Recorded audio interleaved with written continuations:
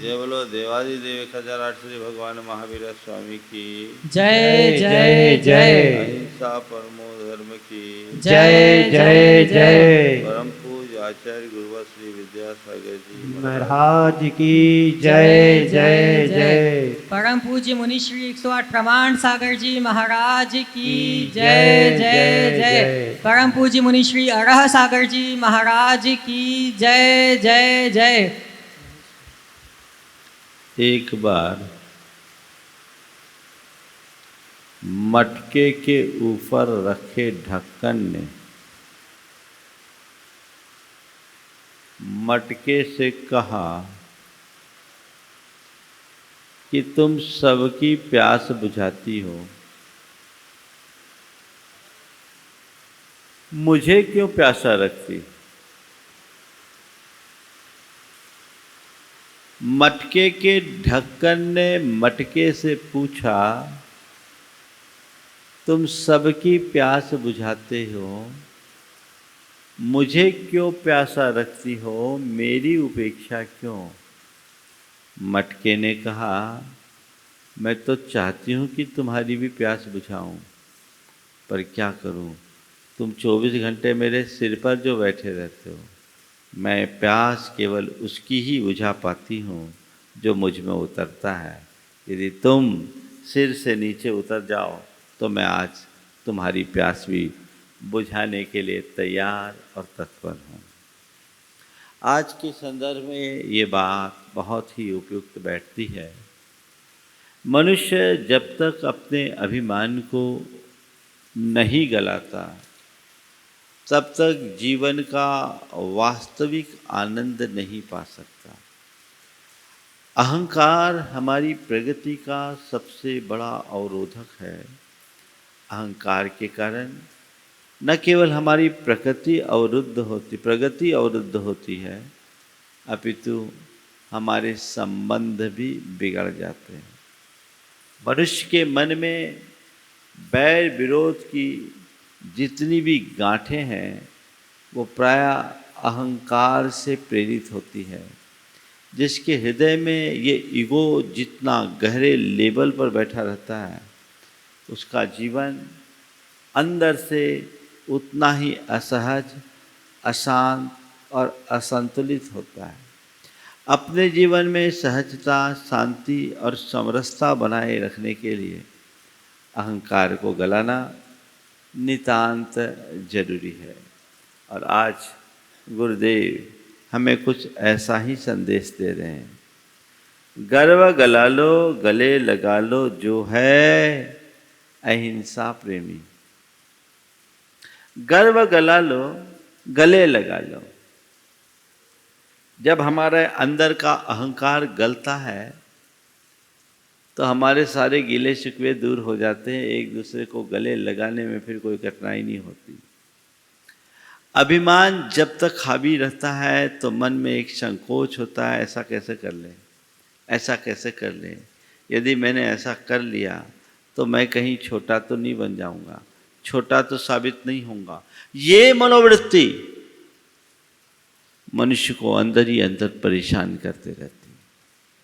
गुरुदेव कहते हैं कि तुम अपने अहंकार को गौण करो और अहंकार को गौण करके अपने अंदर के अहम को गलाओ, एक दूसरे को गले मिलाओ। यही अहिंसा का विस्तार है। सच्चे अर्थों में प्रेम पूर्ण संबंधों को बनाकर रखना ही अहिंसा की आराधना है। और जब तक हम इस तरह के अहिंसा मूलक जीवन नहीं जीते, जीवन का आनंद भी नहीं ले सकते। अहंकार के निमित्त से मनुष्य के अंदर न जाने कितने प्रकार के मनोविकार प्रकट होते हैं, जो एक प्रकार की हिंसा ही है। अपने अहंकार को देखो, कभी किसी से खटपट होती है, उसके बाद क्या मन बनता है? उसके साथ संबंध बनाने का मन बनता है या मैं क्यों बोलूं? 4 बातें आज आप सबसे कहूंगा। मानना, मनाना, मान देना और मान जाना। मानना, मनाना, मान देना और मान जाना। कुछ लोग हैं जो कोई भी बात हो बड़ी सहजता से मानते हैं। ये मानना एक अच्छा गुण है। जिन लोगों के जीवन में जितनी अधिक सरलता होती है वो एक दूसरे की बात को उतनी ही तत्परता से मानते हैं। प्रेम एक दूसरे की बात को मानने के लिए बाध्य करता है। जिसके प्रति हमारे मन में प्रेम होता है, हम उसकी बात को कभी काटते नहीं, और जिसके प्रति मन में कोई द्वेष होता है उसकी बात को कभी मानते नहीं। यहाँ कहा जा रहा है कि मानो, एक दूसरे की बात मानो। एक दूसरे की बात तुम तभी मान पाओगे जब तुम्हारे अंदर प्रेम का भाव होगा। बात मानने की आदत होनी चाहिए। अपने अहंकार को गला लो तो फिर कोई कठिनाई नहीं होगी, लेकिन अब तो छोटी छोटी बातों में बात आड़े आ जाती है। हम कैसे बोले, हम कैसे माने, हम मान जाएंगे तो छोटे बन जाएंगे, हम कैसे पहल करें। संत कहते हैं ये बात बिल्कुल ठीक नहीं। जीवन में यदि सरसता बना करके चलना चाहते हो तो कोई भी बात हो मानने में कभी पीछे मत हटो, और यदि अपनी कोई गलती है तत्क्षण मान जाओ। अहंकारी व्यक्ति की एक बड़ी दुर्बलता होती है, वो अपनी गलती को स्वीकार नहीं करता। पहली बात, अपनी गलती को स्वीकार नहीं करता, और खुद की गलती होने पर भी सामने वाले पर दोषारोपण करता है, दूसरों को दोषी ठहराता है, क्योंकि इससे वो अपनी श्रेष्ठता मानता है। ये भयानक भूल है। अगर तुम अपने जीवन में सरलता को बनाए रखना चाहते हो तो पहली कोशिश करो गलती करो मत, और यदि किसी के प्रति कोई गलती हो तो उसे स्वीकार करने में एक पल का विलंब मत करो। भाई गलती हो गई, सॉरी, इतनी सी बात रियलाइज कर लो, बात वहीं खत्म हो जाएगी। लेकिन अहंकारी व्यक्ति एक गलती को छिपाने के लिए 100 गलतियां और कर बैठता है, और अंदर ही अंदर अंदर ही अंदर अंदर ही अंदर एक प्रकार का विकार प्रकट करते रहता है, जो उसे हर पल बेचैन करते हैं। सरल व्यक्ति की पहचान है कि गलती करते ही वो उसको स्वीकारेगा कि हाँ गलती हो गई। एक बच्चे को देखो और एक बड़े को देखो, बच्चे से यदि कोई गलती होगी तो बड़े भोलेपन से उसे स्वीकार लेगा, लेकिन बड़े से यदि कोई गलती होगी तो पहले वो हिसाब लगाएगा कि इस गलती को स्वीकार करने में मुझे फायदा है या नुकसान। यदि गलती को स्वीकारता हूँ तो मैं सार्वजनिक रूप से लज्जित तो नहीं होना पड़ेगा, यदि गलती स्वीकारता हूँ तो मुझे कोई नुकसान तो नहीं होगा। वो आजू बाजू में देखता है, ये कौन रोक रहा है, ये ईगो है, मैं कैसे एक्सेप्ट करूं। ये प्रवृत्ति बहुत अच्छी नहीं है। अगर गलती हो मानो, कोई समझाए मानो, दूसरों की अच्छी बात हो मानो, पर मान ही किसी की नहीं मानता, क्योंकि वो खुद को ही सब कुछ मान बैठता है। जो हूं सो मैं हूं, मैंने कह दिया सो ब्रह्मवाक्य है, इसके आगे पीछे की कोई बात ही नहीं। तो वो व्यक्ति कैसे सोचेगा, आगे कैसे चलेगा। पहली कोशिश कीजिए कि कोई अच्छी बात कहे तो मान लो, अपनी गलती हो तो तत्क्षण मान लो। मानने की प्रवृत्ति। अगर मानना हमारे स्वभाव का अंग बन गया तो फिर किसी के बीच खिंचाव नहीं हो सकता, बल्कि हमारे व्यक्तित्व में एक अद्भुत आकर्षण उत्पन्न होगा। तो पहली बात मानना। प्रेम भी तभी बढ़ेगा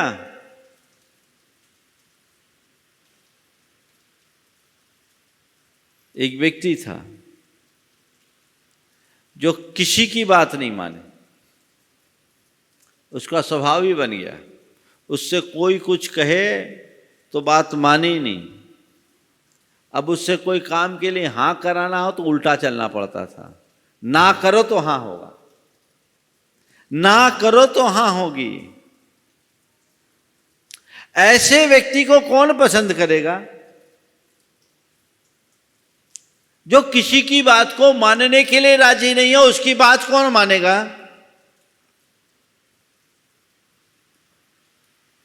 अपने अंदर झांक कर देखो, मेरे भीतर इस प्रकृति का कोई मनुष्य तो नहीं है।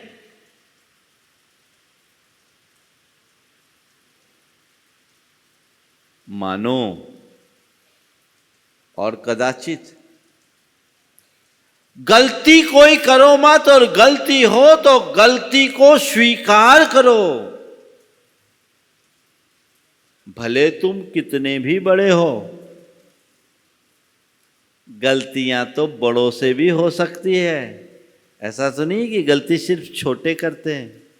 गलती किसी से भी हो सकती है। अगर गलती हुई है तो उसे स्वीकार करने में रंच मात्र संकोच नहीं करो। हाँ, गलती हो गई,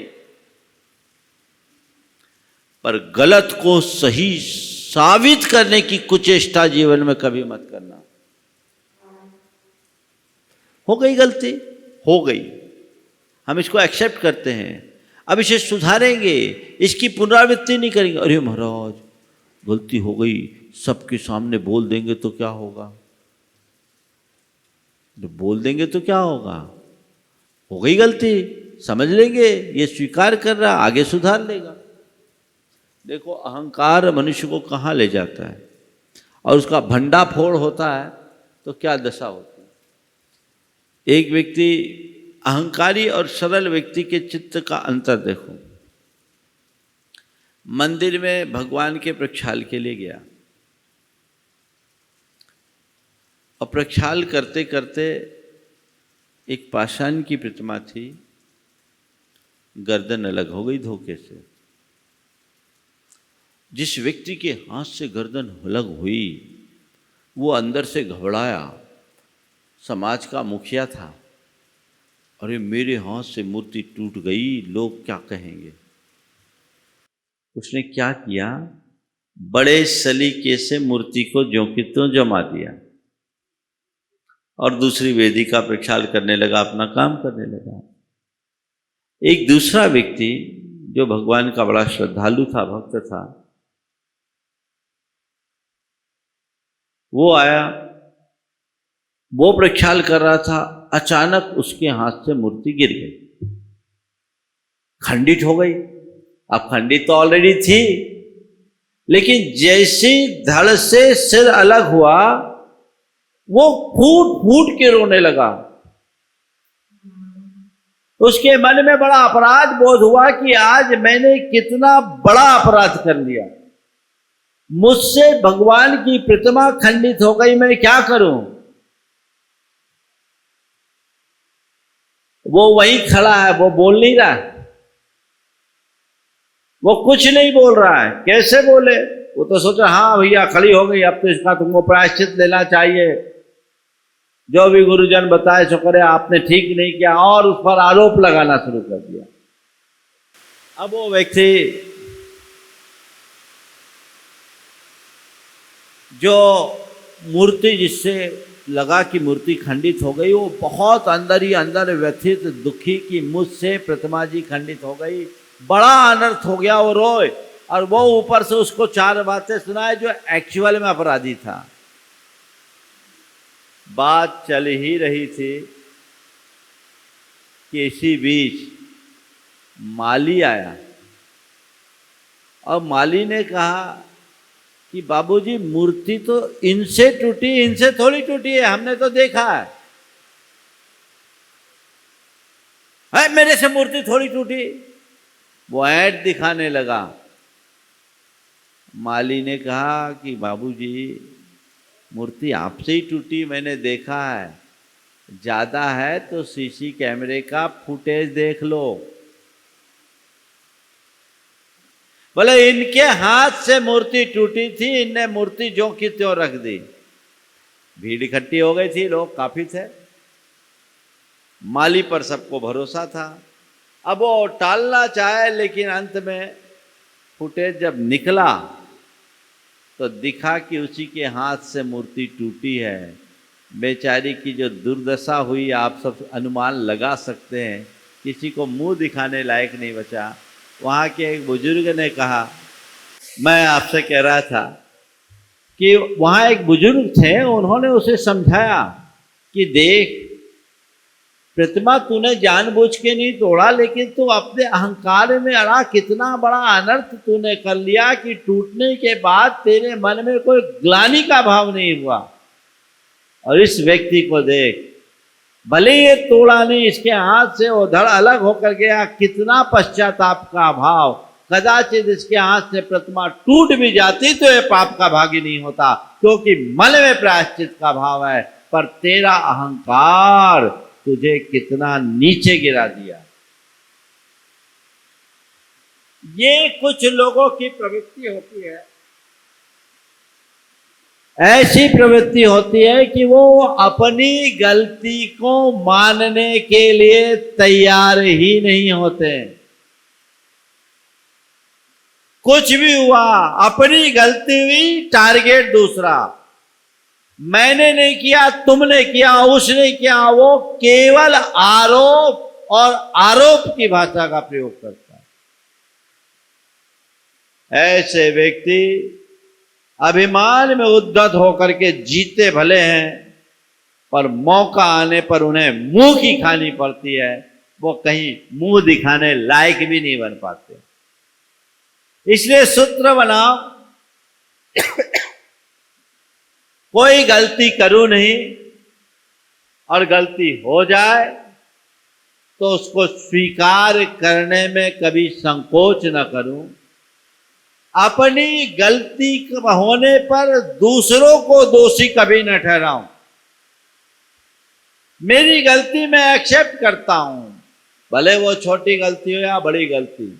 जो अपनी गलती को स्वीकार कर लेता है उसका औरों से प्रेम बनता है, और जो अपनी गलती को कभी स्वीकार नहीं कर पाता उसके अंदर कभी प्रेम पनप नहीं पाता। क्या? अपनी गलती को स्वीकार करो, मानो, और दूसरे नंबर पर मनाना। कोई किसी वजह से रूठ जाए तो प्रेम क्या कहता है? रूठा है तो रूठे रहने दो। प्रेम क्या कहता है? रूठ गया तो रूठ जाने दो। रूठने की बात नहीं। प्रेम कहता अगर कोई रूठता है तो उसको मनाने की कोशिश करो, उसे मना लो। थोड़ा सा उसको मान दो और मना लोगे तो जीवन बदल जाएगा। उसको मनाने की कोशिश होनी चाहिए। ओम। रूठ जाए तो उसे मना, उसे उसके हाल पर मत छोड़ो। कोई किसी वजह से रूठा है तो जाओ, उसके निकट जाओ, उससे बात करो, प्रेम से उसको पुचकारो कि भैया क्या बात हो गई। हो सकता है उसके रूठने के पीछे हम भी निमित्त हों, उसके रूठने के पीछे उसका अपना कोई भ्रम है। यह भी हो सकता है कि उसके रूठ जाने में हमारी तरफ से कोई कमी हो या उसकी समझ की कमी हो। अभी उसके अंदर कसाई की अग्नि भड़की है, प्यार से पुचकार के मना लो तो कटता कहाँ रहेगी। पर क्या होता है, एक रूठता है तो सामने वाला भी रूठता, हम क्यों मनाए, हम किसी से कम है क्या। बंधुओं, जीवन का व्यवहार ऐसे नहीं चल सकता। जीवन व्यवहार को चलाने के लिए यदि कोई रूठता है तो हमें उसे मनाने की कोशिश करनी चाहिए। मना लेंगे तभी हमारा जीवन सुव्यवस्थित बनेगा। तो मानना दूसरे क्रम पर मनाना। कोई भी यदि तुमसे नाराज दिखता है, तुम्हें लग रहा है कि वो मुझसे नाराज है, तुम खुद आगे होकर के उसके पास चले जाओ ना, अपने आप वो पानी पानी हो जाएगा। मनाने का रास्ता तो यही है, तुम आगे होकर के जाओ और उसको मनाने की कोशिश कर लो। सारा खेल ही खत्म, हम क्यों जाएं। धर्म ये नहीं कहता। विनम्र व्यक्ति की यही पहचान है, मैं जाकर के मनाऊंगा, उसको मना लूंगा। कोई बात हो, कई जगह होता है ना, हर क्षेत्र में होता है कि चलो भाई फिर एक से जिससे मान सके उससे मना लो। भेजते हैं। हमारी कोशिश यही होनी चाहिए, व्यवहार हम ऐसा रखें कि कोई हमसे रूठे ना। पर ये सहज है कि हर कोई हर किसी को संतुष्ट कर सके, ये कोई ज़रूरी नहीं। बहुत सारे लोग ऐसे भी होते हैं जो किसी वजह से रूठ जाते हैं। पर यदि कोई रूठ जाए तो हम उसे मनाने के लिए तत्पर हों, उसे मनाने में कहीं से पीछे न बने रहें। हम अगर उसे मनाने का भाव रखते हैं तो स्थितियां अनुकूल बनती है, फिर अंदर गांठ नहीं बनती। एक दूसरे हुए किसी बात को लेकर के तू तो मैं हो भी गई, खींचतान हो भी गए, तो जल्दी मान ले और जल्दी एक दूसरे को मना ले, कहानी वहीं खत्म। लेकिन लोग एक दूसरे को मनाने के लिए राजी नहीं होते और एक साथ रह करके भी एक दूसरों से कोसों दूर हो जाते हैं। ये प्रवृत्ति बहुत अच्छी नहीं मानी जाती। मनाने का अभ्यास करना चाहिए। अब कुछ लोग ऐसे होते हैं जो बात बात में रूठते हैं और ये अपेक्षा रखते हैं हमें कोई मनाए। ये भी बड़ा गड़बड़ है। वो स्वभाव बना लेते, ये भी अहंकारी की एक परिणति है। अपने अहंकार में आके वे रूठेंगे, कोप भवन में जाएंगे और कोशिश करेंगे कि लोग मुझे मनाएं। तो वो बात भी ठीक नहीं। एक जगह एक बहू थी, घर में बहू बड़ा उद्धत स्वभाव था, बात बात में वो रूठती थी। अब रोज रोज का चकचक, छोटी छोटी बात में नाराज हो जाए, फिर उसको मनाए मनाए मनाए और मनाए मनाए, माने नहीं। अब एक बार लोग तंग आ गए तो तय कर लिया कि अब की बार ये रूठे तो इसको कोई ना मनाए। अब की बार रूठे तो कोई ना मनाए। रोज रोज का ये ढर्रा कब तक चलेगा। वो किसी बात से नाराज होकर घर से बाहर गई, घर आई नहीं। अक्सर ये होता था कि कोई इस तरह से रूठते थे तो उस व्यक्ति को उसे कोई ना कोई घंटे 2 घंटे बाद मना मनु के ले जाता था, तो फिर वो धीरे धीरे ठीक हो जाता। अब आज इस बार गई तो कोई मनाने नहीं आया। सब तय कर दिया गया था कि इस बार उसको कोई मनाना नहीं। अब सुबह से भूखे प्यासी बाहर रही। अब भूखे प्यासे बाहर रही, वो बाट जोरी, कोई आए मुझे बुलाए तो मैं जाऊं। मानी का जीवन बड़ा कमजोर होता है, वो अंदर से मजबूत नहीं रहता। कोई मुझे बुलाए तो मैं अंदर जाऊं, कोई मुझे बुलाए तो अंदर जाऊं। अब कोई बुलाने वाला नहीं हुआ। शाम को उनके घर की भैंस जब चर के आई,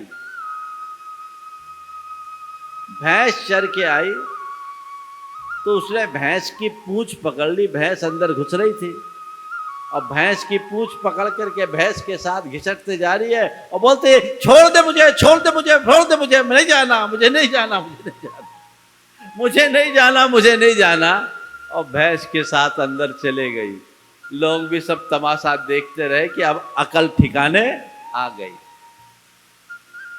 कोशिश करनी चाहिए कि हम जल्दी माने, रूठे नहीं, और यदि कोई रूठता है तो उसको सलीके से मनाने की कोशिश करें, तब हमारे अंदर का अभिमान गलेगा और तभी हम एक दूसरे के साथ हिल मिल करके जी सकेंगे, हिल मिल करके जी सकेंगे।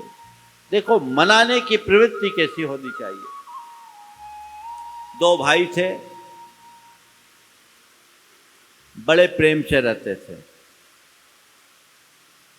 प्रेम से रहते थे, लेकिन एक बार छोटे भाई के मन में किसी बात को लेकर नाराजी हो गई। उसने बड़े भाई से जाकर के कह दिया कि हम अब आपके साथ नहीं रहेंगे। बड़े भाई ने वक्त की नजाकत को समझा और उसे लग गया कि अभी ये नाराज है, इस समय इसे कुछ बोलना अच्छा नहीं है, और अगर ये आज के समय में कोई निर्णय लेगा उसे हमने अपना लिया तो ये भी ठीक नहीं है। उसने बहुत समझदारी से काम लिया। भाई के नाराज होने पर उसने कहा, भैया ठीक है, तुम जो चाहते वही हो जाएगा, हमसे कोई गलती हुई तो माफ करो, तुम जो चाहते वो हो जाएगा, हमसे जो गलती वो माफ करो, बस एक काम करो, माँ बाहर गई हुई है, उसे आ जाने दो, 2 दिन रुको, मेरी ओर से कोई किसी भी तरह की मांग नहीं, तुम जो चाहोगे वही करना, 2 दिन रुको। ठीक है, सामने वाले ने मान दे दिया 2 दिन रुकने के लिए। समय निकलते ही आदमी का गुबार ठंडा होने लगता है। उस मूवमेंट में यदि किसी व्यक्ति को कुछ कहो तो बात समझ में नहीं आती, लेकिन समय निकलने के बाद जब अंदर की कषाय शांत होती है तो दिमाग ठिकाने लगता है। 2 दिन का टाइम मिला। इधर इसने भी बाद में, इसका जब दिमाग ठंडा हुआ, पारा उतरा, तो इसने भी सोचा कि मैंने अपने भैया से आज तक जिनका इतना मान रखा, आज जो बोला वो ठीक नहीं बोला, मुझे निर्णय नहीं लेना चाहिए। अंदर तो आ ही रहा है, लेकिन अब बोले कौन, क्योंकि मैं ही आगे होकर के बोला था। इधर बड़े भाई ने खुद आगे होकर के मौका देखकर उसको समझाया कि भाई, तुमने जो निर्णय लिया, जो तुम चाहते हो वो करने को करा जा सकता है, लेकिन तुमने इसके अंजाम के विषय में सोचा, किस आवेग में आकर के तुम निर्णय लिए, थोड़ा इसे समझने की कोशिश करो। उसने मनाया, तब तक उसकी माँ भी आ गई। माँ ने समझाया, मामला ठीक हो गया। जो दोनों में टूटन हो रही थी वे दोनों जुड़ गए। दोनों ने एक दूसरे की बात को स्वीकार किया, एक दूसरे को सम्मान दिया, मामला ठीक हो गया। और अगर ऐसा नहीं होता तो 1 के 2 होने में कितनी देर, कितनी देर। हमें ये कला अपनानी चाहिए। एक बात सदैव ध्यान रखो, जब कोई व्यक्ति बहुत ज्यादा अहम और उत्तेजना में हो, उस समय कोई भी निर्णायक बात मत करो।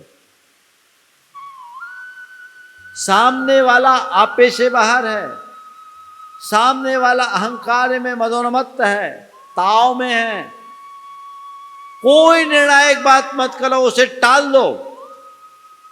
क्योंकि उस समय जो भी बात होगी तीख की होगी, और तीख की बात, तीख समझते हैं ना, तो तीख की बात बड़ी भयानक होती है।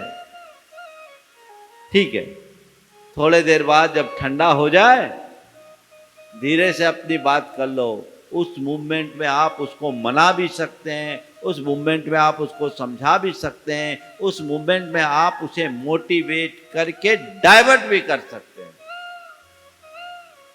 लेकिन जिस समय व्यक्ति अपने पे हो उस समय बोलो, सुनेगा ही नहीं।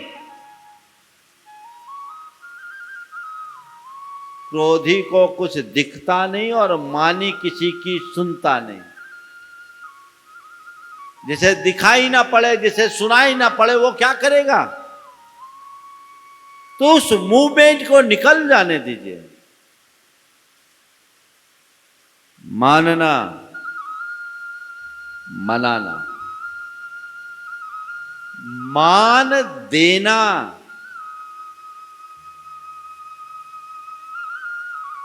और कोई हो, छोटे हो बड़े, सबको मान देना सीखो। हमारा धर्म कहता है जो तुम्हारे घर के सेवक है ना, वो भी एक इंसान है, उसको भी मान देना चाहिए। आज लोग मान पाना चाहते हैं, मान देना नहीं चाहते। सदैव एक वाक्य को ध्यान रखना, मान देने की चीज है, लेने की नहीं। तुम जितना मान दोगे उतना ही मान पाओगे। जो औरों का सम्मान नहीं कर सकता, लोक में उसका भी सम्मान नहीं टिकता। तो तुम मान दो तो मान पाओगे।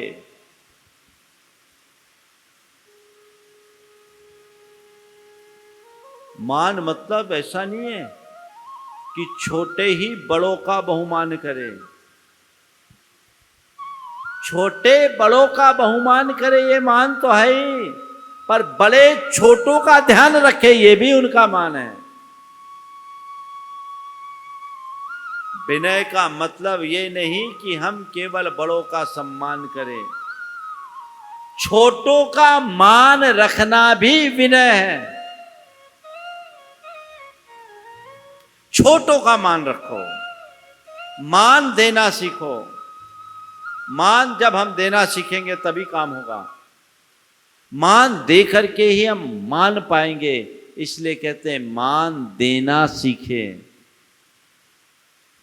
हर व्यक्ति को उसकी भूमिका के अनुरूप मान दे, प्रोत्साहित करे, आगे बढ़ने की बात करें, पीठ ठोके। देखिए कितना अच्छा होता है। आजकल घर परिवार में लोग मुंह फुला के जरूर बैठ जाते हैं, एक दूसरे को मान सम्मान देने में पीछे रह जाते हैं। वहीं से गड़बड़ियां होती। जो प्रेम में कमी है उसके पीछे एक सबसे बड़ी वजह यह है, हम एक दूसरे को रिस्पेक्ट जैसा देना चाहिए वैसा नहीं दे पाते। अपेक्षा सबको होती है, पूर्ति भी सबको करनी चाहिए। मान देकर ही मान पाया जा सकता है। हृदय में अंकित कर लो। बड़ा हो या छोटा सबको मान दो, सम्मानपूर्ण तरीके से उनसे बात करो और सामने वाले के सम्मान का ख्याल रखते हुए व्यवहार करो। ऐसा कहीं ना हो कि तुम्हारी वजह से सामने वाला अपने आप को अपमानित महसूस करे। ये जवाबदेही तुम्हारी है। मान दो। मान दिए बिना जीवन का उत्थान नहीं। मैं बहुत से ऐसे लोगों को जानता हूं जो बड़े अच्छे तरीके से लोगों से बात करते हैं। अपने नौकर चाकर से भी, नौकर को सेवक जी बोलते हैं, ड्राइवर को ड्राइवर जी शब्द का प्रयोग करते हैं और हर बात में उसका ख्याल रखकर काम करते हैं। किसी को सहयोग भी देना है तो उसके सम्मान का ध्यान रख करके देते हैं। ये व्यक्तित्व की गहराई का द्योतक है। तो मानना, मनाना, मान देना और मान जाना।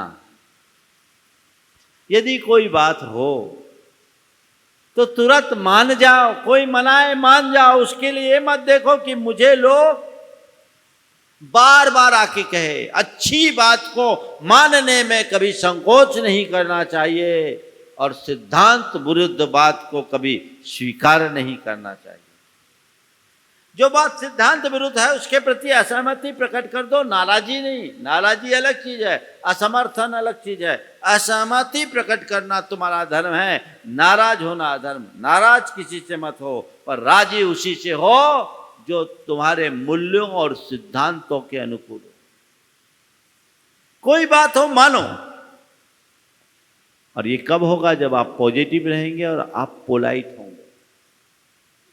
अंदर पॉजिटिविटी होनी चाहिए, पोलाइटनेस होनी चाहिए, तब सच्चे अर्थों में आप प्रेम पूर्ण संबंधों को स्थापित कर पाएंगे और उन्हें जी सकेंगे, उनका रस ले सकेंगे, आनंद ले सकेंगे। तो ऐसा हमारे अंदर प्रेम हो, अंदर का गर्व गला लो, गले लगा लो। जो है अहिंसा प्रेमी। अहिंसा प्रेमी यदि तुम सच्चे अर्थों में धर्म के प्रेमी हो तो अपने अहंकार को तिलांजलि दो, लोगों को गले लगाना सीखो, एक दूसरे के साथ घुल मिल करके जीना सीखो, सबसे अपने प्रेम पूर्ण संबंध बनाकर जीना सीखो, तो जीवन धन्य होगा। एक दूसरे को अपनाने वाले जीवन व्यक्ति का उत्कर्ष होता है और एक दूसरे को ठुकराने वाले का जीवन पतित हो जाता है। एक बार पानी दूत के पास गया और दूत से कहा कि तुम्हारा बड़ा मूल्य है, मुझे कोई पूछता नहीं, यदि अपने में मिला लो तो मेरा भी कुछ मूल्य हो जाएगा। पानी के प्रस्ताव को दूत ने स्वीकार लिया और कहा ठीक है आ जाओ, हम लोग साथ रहेंगे। फिर क्या था, पानी दूध में गया, दूध ने पानी को अपने में मिलाया और पानी दूध में घुल मिल गया, दोनों मिलकर एक में एक हो गए। एक दिन हलवाई दूध को तपा रहा था तो दूध के मन में आया कि मैंने जिसको शरण दी उसकी रक्षा करना मेरा धर्म है, मेरा मित्र है, उसे बचाना मेरा धर्म है। ये आग मेरे मित्र को जला रही है, मैं इस आग को बुझाकर छोड़ूंगा, बुझाकर रहूंगा। और दूध उफन गया, दूध उफन गया। दूध को उफनता देख हलवाई ने उसमें एक चुल्लू पानी डाला। दूध सोचा मेरा साथी सुरक्षित है, दूध ठंडा हो गया। दूध सोचा मेरा साथी सुरक्षित है, दूध ठंडा हो गया, दूध स्थिर। एक दिन पानी तेल के पास गया और तेल से कहा कि तुम्हारा बड़ा मूल्य है, मुझे अपना लो तो मेरा भी थोड़ा मोल हो जाएगा। तेल ने कहा मेरे आगे तेरी क्या औकात, फिर भी भैया थोड़ी जगह दे दो तो अच्छा। ठीक है चला जा, मेरे पैरों में बैठ जा। पानी तेल में गया और तेल ऐंठ कर पानी के सिर पर बैठ गया। पानी तेल में गया, तेल ऐंठ करके पानी के सिर में बैठ गया। फिर क्या था, जब दिया जला तो तेल पहले जला, पानी नीचे था, उसका कुछ नहीं हुआ। बात केवल इतनी है, दूध की तरह अपनाना सीखोगे, जीवन सुरक्षित रहेगा। और तेल की तरह तुम यदि किसी को दुत्कारोगे तो खुद भी दुत्कारे जाओगे, कहीं नहीं रहोगे, अपना अस्तित्व ही खो दोगे। हम सबके जीवन का अस्तित्व उसी अनुरूप बढ़े और हम अपने गर्व को गलाकर जीवन को सहज और संतुलित बना सके। आज अधिक विस्तार न करके पार्श्वनाथ भगवान की जाप के साथ में विराम दूंगा। ओम ह्रीम अर्हंसि पार्श्वनाथ जिनेन्द्राय नमो नमः। ओम ह्रीं अर्हं श्री पार्श्वनाथ जिनेन्द्राय नमो नमः। ओम ह्रीम अर्हंसि पार्श्वनाथ जिनेन्द्राय नमो नमः। ओम ह्रीं अर्हं श्री पार्श्वनाथ जिनेन्द्राय नमो नमः। ओम ह्रीम अर्हंसि पार्श्वनाथ जिनेन्द्राय नमो नमः। ओम ह्रीं अर्हं श्री पार्श्वनाथ पार्श्वनाथ जिनेन्द्राय नमो नमः। ओम ह्रीं अर्हं श्री पार्श्वनाथ जिनेन्द्राय नमो नमः। ओम ह्रीं अर्हं श्री पार्श्वनाथ जिनेन्द्राय नमो नमः। ओम ह्रीं अर्हं श्री पार्श्वनाथ जिनेन्द्राय नमो नमः। ओम ह्रीं अर्हं श्री पार्श्वनाथ जिनेन्द्राय नमो नमः। ओम ह्रीं अर्हं श्री पार्श्वनाथ जिनेन्द्राय नमो नमः। ओम ह्रीं अर्हं श्री पार्श्वनाथ जिनेन्द्राय नमो नमः। ओम ह्रीं अर्हं श्री पार्श्वनाथ जिनेन्द्राय नमो नमः। ओम ह्रीं अर्हं श्री पार्श्वनाथ जिनेन्द्राय नमो नमः। ओम ह्रीं अर्हं श्री पार्श्वनाथ जिनेन्द्राय नमो नमः। ओम ह्रीं अर्हं श्री पार्श्वनाथ जिनेन्द्राय नमो नमः। ओम ह्रीं अर्हं श्री पार्श्वनाथ जिनेन्द्राय नमो नमः। ओम ह्रीं अर्हं श्री पार्श्वनाथ जिनेन्द्राय नमो नमः। जय बोलो चिंतामणि श्री पार्श्वनाथ भगवान की जय हो। परम पूज्य आचार्य गुरुवर श्री विद्यासागर जी महाराज की जय हो।